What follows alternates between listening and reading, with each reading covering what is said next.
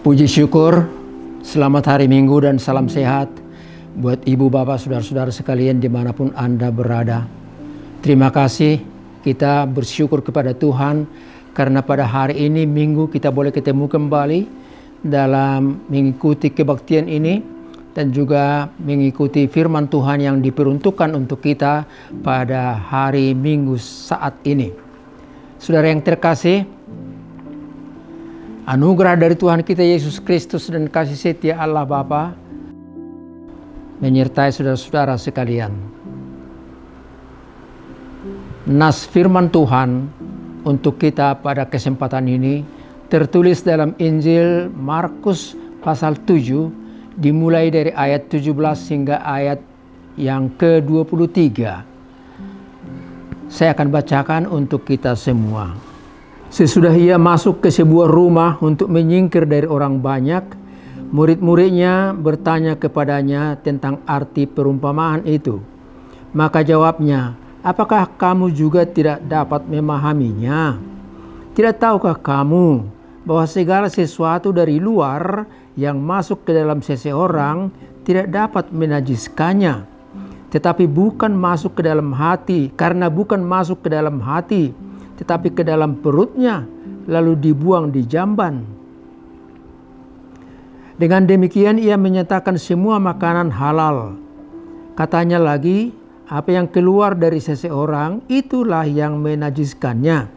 Sebab dari dalam, dari hati orang, timbul segala pikiran jahat, percabulan, pencurian, pembunuhan, perzinahan, keserakahan, kejahatan, kelicikan, hawa nafsu, iri hati, hujat, kesombongan, kebebalan. Semua hal-hal jahat ini timbul dari dalam dan menajiskan orang. Sampai di situ peruntukan firman untuk kita pada kesempatan ini. Saudara-saudara yang terkasih, saya yakin kita semua mengalami banyak hal. Rintangan, tantangan, sukacita, dukacita, sehat, sakit, dan lain-lain. Selalu kita alami silih berganti. Ibarat hari ini berganti dari Senin, Selasa, Rabu, Kamis, Jumat, Sabtu, dan Minggu. Begitu jugalah warna kehidupan dan pengalaman kita berjalan silih berganti. Namun satu hal saya mau sampaikan. Apapun itu bentuknya, suka maupun duka, sedih atau ketawa, jalani hidup ini. Jalani hidup ini. Kenapa? Karena hidup ini adalah perjalanan. Karena hidup ini silih berganti dalam pengalaman-pengalaman hidup. Oleh karena itu, jangan tawar hati. Apapun yang Anda alami, rintangan apapun yang ada di depan, jalani hidup ini. Jangan berhenti, go on, begitu dikatakan. Kita ingat satu lagu dari Kidung Jemaat 438 yang memberikan kita penguatan. Karena kalimatnya demikian, apapun juga yang menimpamu, Tuhan menjagamu. Naungan kasih-Nya melindungimu, Tuhan menjagamu. Tuhan menjagamu. Waktu senang maupun tegang, Dia menjagamu. Tuhan menjagamu. Saya harap lagu itu bisa memberikan masukan yang berharga buat kita. Saudara-saudara yang terkasih, dalam hidup ini selalu kita alami dua hal yang berbeda. Tidak ada pengecualian untuk kita. Yang saya maksud dua hal yang berbeda ialah siang, malam, hari ini, besok, dan lusa, suka dan duka, silih berganti kita lihat. Manusia-manusia juga kita lihat dan bahkan mungkin kita alami. Ada manusia yang jahat, tetapi juga ada yang baik. Manusia-manusia yang menipu, tapi juga manusia yang senang untuk membantu. Itu selalu kita lihat dalam hidup ini. Untuk itulah makanya firman Tuhan diberikan kepada kita sebagai penguatan.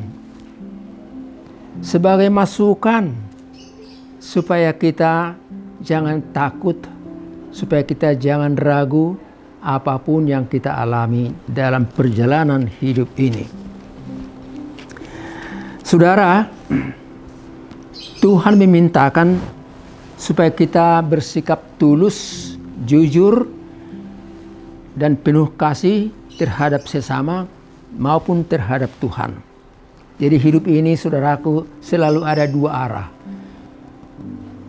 Ke atas vertikal kepada Tuhan, dan dengan hal yang sama juga horizontal ke kiri dan ke kanan terhadap sesama manusia. Kalau Tuhan mengajar kita untuk mengasihi Dia vertikal ke atas, maka itu juga berarti kita harus mengasihi sesama kita horizontal. Saudaraku yang kekasih, karena itu marilah kita lihat apa yang mau dipesankan oleh firman Tuhan pada kesempatan ini. Yang pertama, jagalah hatimu, arahkan dan ikutilah Tuhan. Saya ulangi sekali lagi, jagalah hatimu, arahkan dan ikutilah Tuhan. Saudara, hidup ini dikendalikan oleh hati kita, atau saya permudah untuk kalimatnya. Hati adalah pengendali hidup. Mata adalah jendela hati. Mulut adalah mengeluarkan kata-kata dari hati, dan tangan mengerjakan apa yang diperintahkan oleh hati. Kaki juga melangkah seturut dengan perintah dari hati seseorang. Menunjukkan kepada kita hati itulah pusat pengendali hidup manusia. Ibarat televisi Anda, televisi dengan layar lebar itu yang kaku tegak di atas meja Anda itu kan dikendalikan oleh alat yang kecil yang namanya remote control.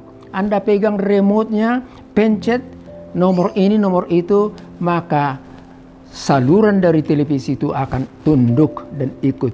Saluran ini kita lihat, bosan, pencet lagi yang lain, demikian seterusnya. Saya minta Anda juga untuk melihat lebih luas.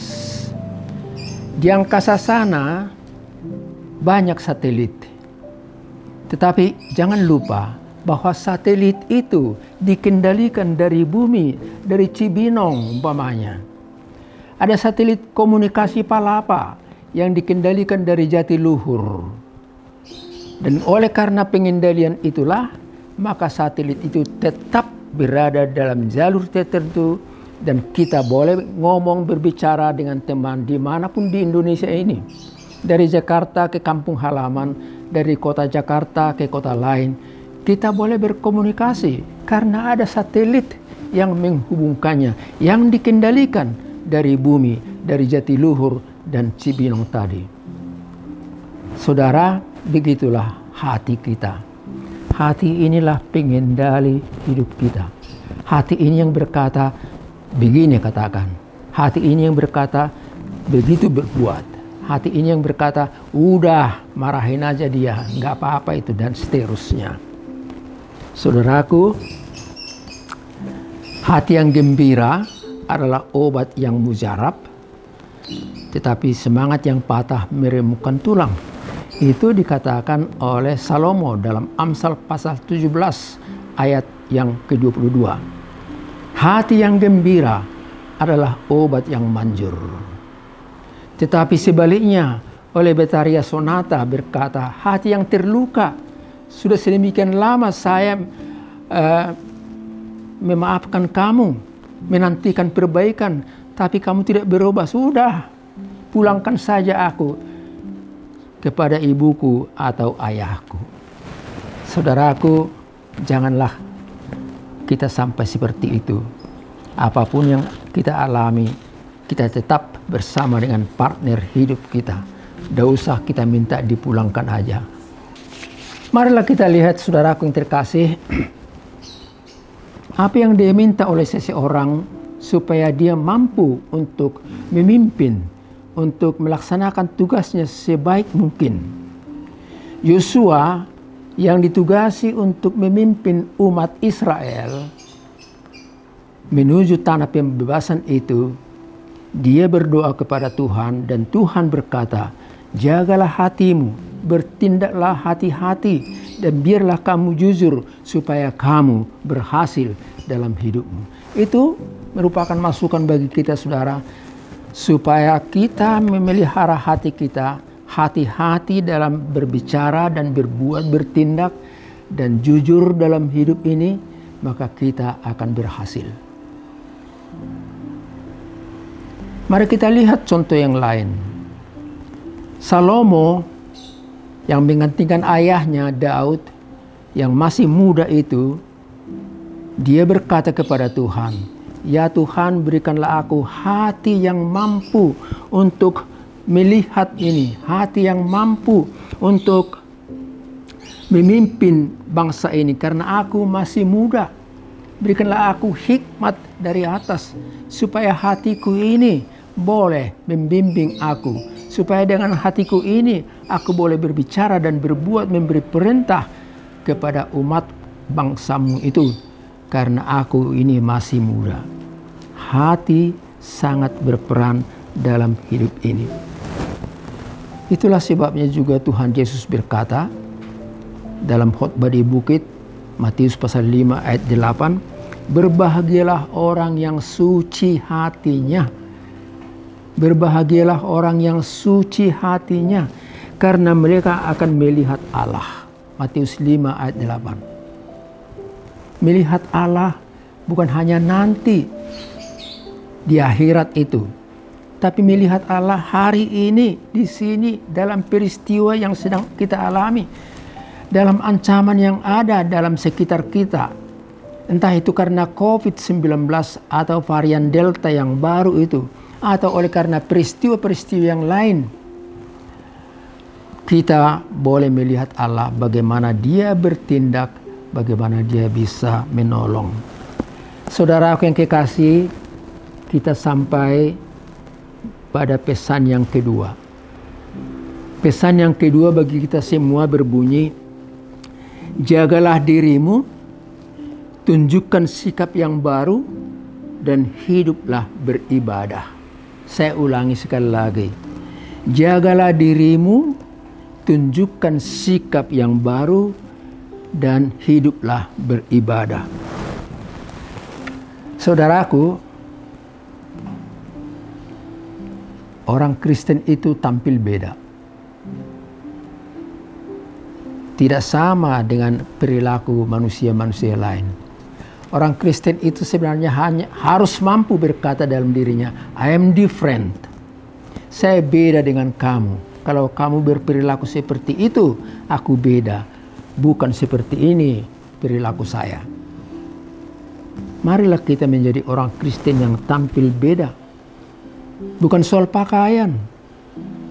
Orang sangat menekankan bentuk pakaiannya pada hari-hari terakhir ini, menunjukkan seolah-olah dia beda, seolah-olah dia orang yang agamis. Tapi bagi kita bukan soal pakaian, soal hati. Itulah yang menentukan siapa kita sesungguhnya.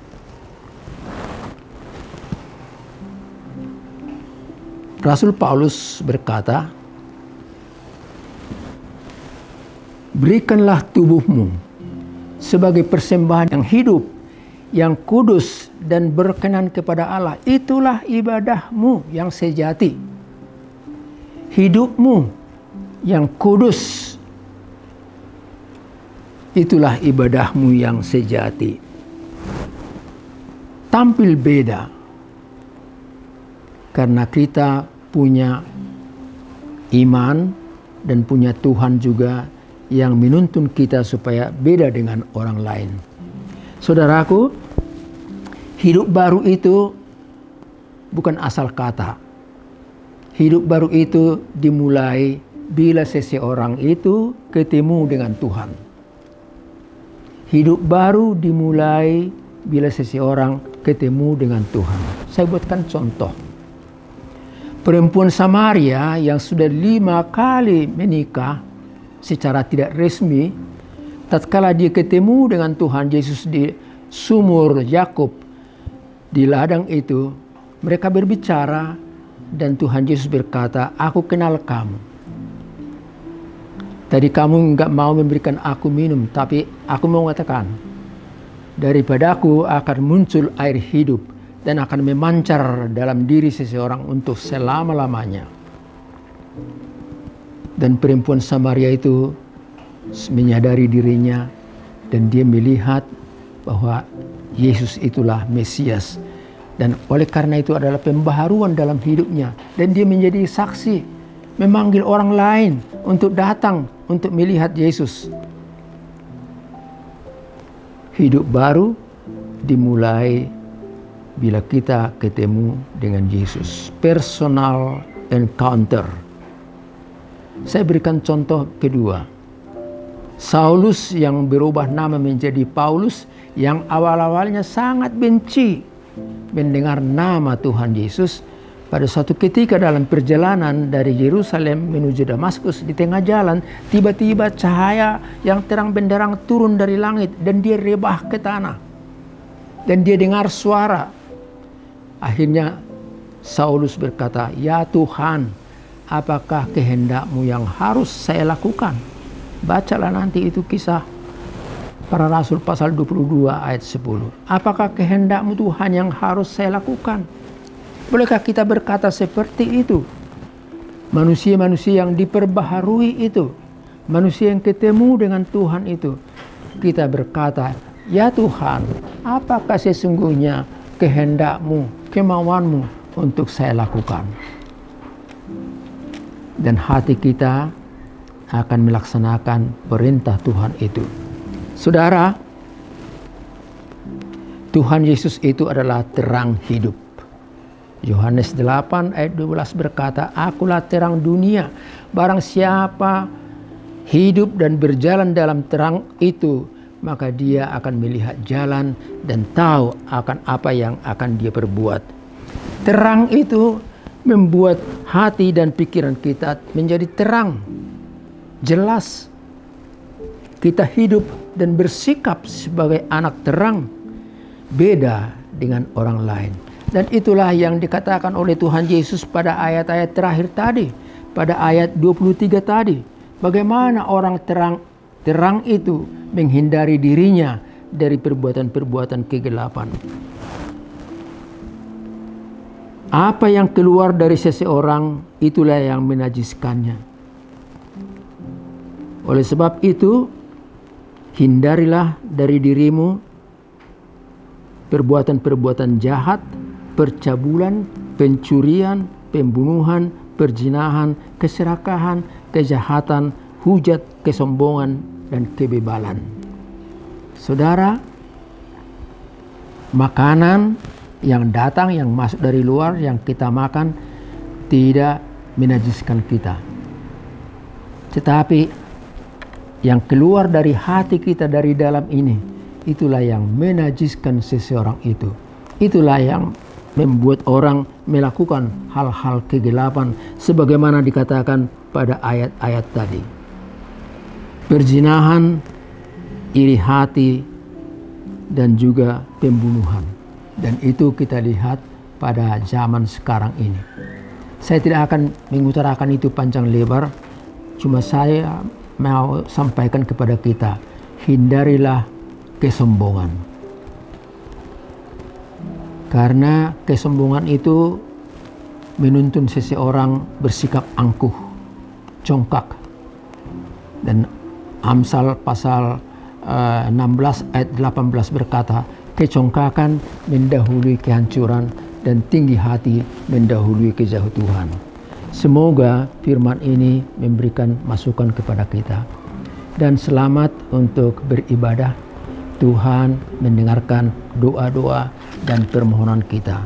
Amin. Kita berdoa. Terima kasih Allah Bapa di sorga atas firman yang barusan kami dengar. Bahwa yang mengendalikan hidup kami, hidup seseorang itu adalah hatinya. Dari dalam. Dan karena hati itulah menjadi pusat hidup kami. Oleh sebab itu Tuhan, kami memberikan hati kami padamu, supaya Tuhan mengendalikan hati kami, supaya terang dari firman-Mu itu boleh tinggal diam bekerja dalam hati kami. Terima kasih Tuhan, Izinkan kami berbeda dengan orang lain dari tutur kata, dari sikap kami, supaya juga orang lain boleh melihat makna kekristenan itu yang nampak dalam sikap dan perilaku kami. Allah Bapa di sorga, kembali kami berdoa untuk mereka-mereka semua yang masih terpapar oleh COVID-19 maupun varian yang baru itu. Terima kasih, nampaknya di Jakarta ini sudah semakin berkurang orang yang terpapar. Sudah banyak yang sehat dan kembali ke rumahnya. Biarlah itu terus ya Tuhan, supaya DKI dan sekitarnya ini bebas dari COVID itu. Begitu juga daerah-daerah yang lain, provinsi-provinsi yang lain. Kami berdoa supaya Tuhanlah yang mengendalikan mereka. Terima kasih Allah Bapa di sorga. Berkatilah kami hari ini dalam pekerjaan kami, anak-anak kami dimanapun mereka berada, dan cucu kami juga sedemikian rupa. Terpujilah namamu dalam Kristus Yesus. Amin.